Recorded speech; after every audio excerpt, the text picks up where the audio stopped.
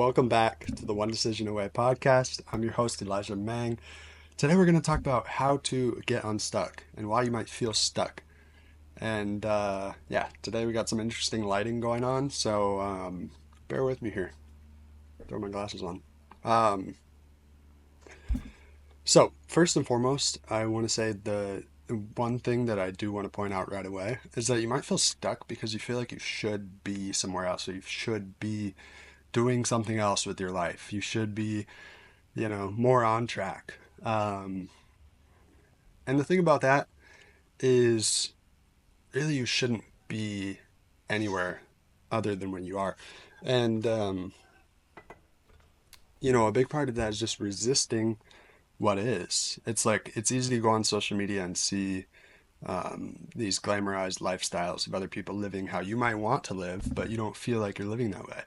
And it can easily make you feel like you're stuck or like you're off track or, um, any of that. Aside from just feeling like you should be somewhere else, it might be because you're not quite seeing the value in where you are. You're not yet allowing what currently is, you're resisting it. And by resisting it, you're not allowing yourself to integrate whatever the lessons are that this moment in your life are bringing to you. You're not allowing those lessons to truly come through for you. You're not allowing yourself to see beyond the perspective of my life shouldn't be how it is right now, And so you feel stuck. You feel like you're not where you should be. But how could you know that if that's where you are right now, right? So if that's where you are right now, then there must be a reason for it. And so instead of resisting it, how can you lean into it and be okay with what is, um, and not just be okay with what is and allow it, but appreciate it. Learn to appreciate it because you can learn to appreciate the inherent value in this situation. By say you have no money. Do you think that having money would be more enjoyable and more fulfilling if you had never experienced not having money? Do you think that having a lot of money would even be something that you would desire if you had experienced not having a lot of money? So you may feel stuck in that right now, but it's calling you to take a higher perspective. It's calling you to see the value of what is in this moment. And whether you believe in a higher intelligence in this life or not, I mean, it is what it is right now, right? And so, um, beyond that, if this doesn't quite resonate with you and you feel like you've really seen the value in it and everything, then likely you wouldn't be in this position. Uh, because having seen and recognized that value, you open yourself up more into a state of allowing what you actually want to come into your life. But right now you don't have what you want because you're still resisting what you don't want and blaming what you don't want instead of recognizing that what you don't want is showing you what you do want. What you don't want is allowing you to actually open up to experiencing and allowing into your life what you do want. So it can be a little tricky with the feeling of just feeling like you're stuck. And here's the thing. It doesn't have to be super challenging. It doesn't have to be super difficult. But often we don't move until things are so difficult and uncomfortable that we have no other option but to move, but to change something that we're doing so that we can experience a different outcome. And so maybe you haven't hit that level of discomfort yet. But here's the thing, you don't need to. You really don't need to because your imagination is so powerful. If you took the time and the energy and put intention into imagining and feeling yourself into the life that you want, into the state of the state that is aligned with whatever the outcome is that you want, that feeling state, then it would be inevitable. It would unfold sooner or later. It would unfold in your life as a reality because your imagination is so powerful. I love the quote by, I believe, Albert Einstein. Your imagination is the preview of life's coming attractions. Your imagination is the preview of life's coming attractions, something like that. So what are you feeding that imagination with? Because currently you feel stuck because you're ruminating on the things that you don't want and allowing that to take up all your mental energy and that space of imagination. This is what you are imagining. By worrying, by resisting it, by rejecting it because it's not what you want, by feeling like you're stuck, feeling like you're behind, you are resisting what you actually do want. Because the power that is going into your mind is that you are imagining, you're by worrying, you're essentially praying for what you don't want. You're imagining what you don't want and then blaming it for why you feel like shit, or blaming it for why, your life is the way it is. When really you are completely free. You're completely free as a creator to imagine something different and therefore create a different reality. Whether you believe in God or whatever, you were created in the image of whatever the creator is. And in that image, you are a creator, akin to the creator that created all of this life, you know? And I feel like that should be a simple enough perspective to understand, whether you're religious or not. I'm not religious, but I do believe in a higher power, a higher intelligence, a God. Not necessarily the definition of God that a lot of Christians would give to you, um, but regardless of that, it kind of helps put it into perspective, because you realize that whatever the hell created all of this life, you have the same creative abilities. Now, obviously, as a human, you're not going to create a whole planet, but with your imagination, the seeds that you plant in your imagination or in your subconscious mind, they will come to grow into the reality that you envision.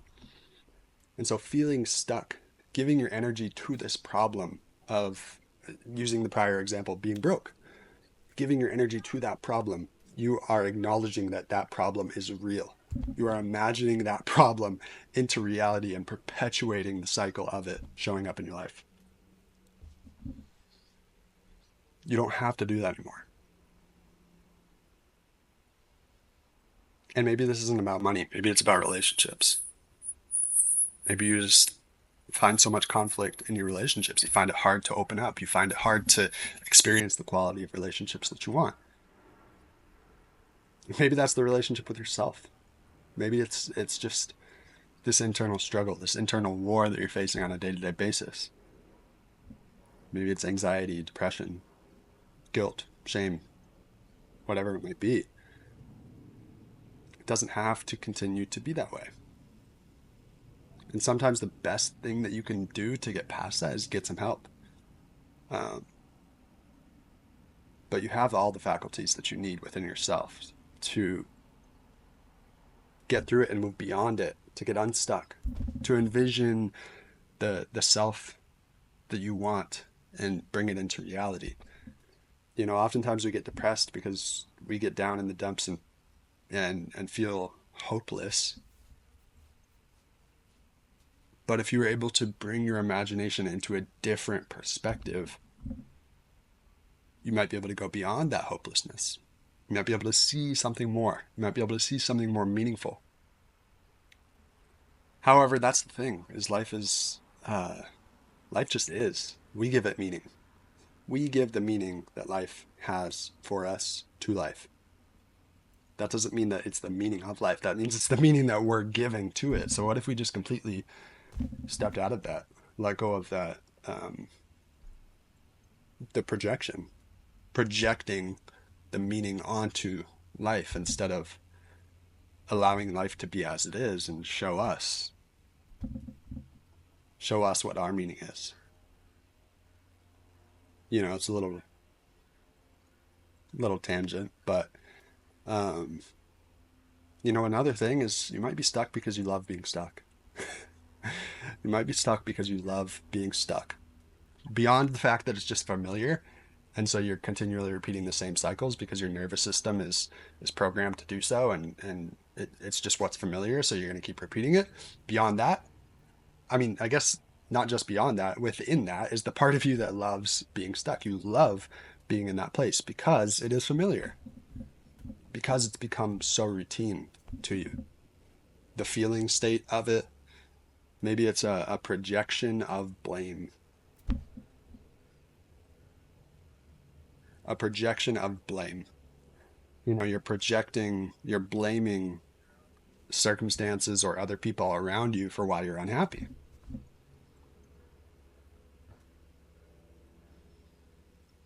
Instead of realizing that you have the power, you're projecting your power outwards when you blame like that.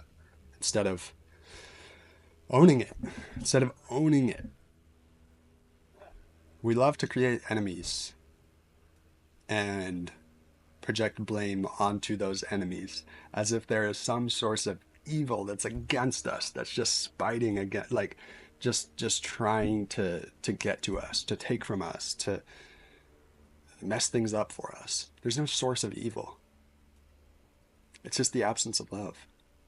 It's the absence of recognition of who you really are, of your true innate power, the power of your imagination, the power of your heart, if you would actually open it to the pains that you experience instead of resisting all of the pain. And that's the thing. When I say you love being stuck, and maybe it's that exact cycle, maybe it's the cycle of you're stuck in this state of unhappiness because you're projecting blame onto the people around you for it. You get some kind of satisfaction out of that. And maybe it's just a familiar emotion coming from it. That emotion of blame, that emotion of putting it outside of yourself so that you're not accepting that you're the one responsible for it. There's always a payoff. And that's why I say you love being stuck. You love the payoff. There's a reason you're stuck. There's some kind of satisfaction you get from it. You're still trying to seek some kind of comfort or validation in that being stuck. A savior. You're looking for a savior. You're looking for someone to come and save you, something to happen. You know, a partner to come and complete you, be your other half. You need to be whole, and then you can actually have a fulfilling relationship. If you're looking for your other half, I mean, that's yourself. It can't be anybody else. Nobody else can do that for you. But it's this addiction to our payoffs. Like we're still seeking something, a need that we felt like was never met in our childhood.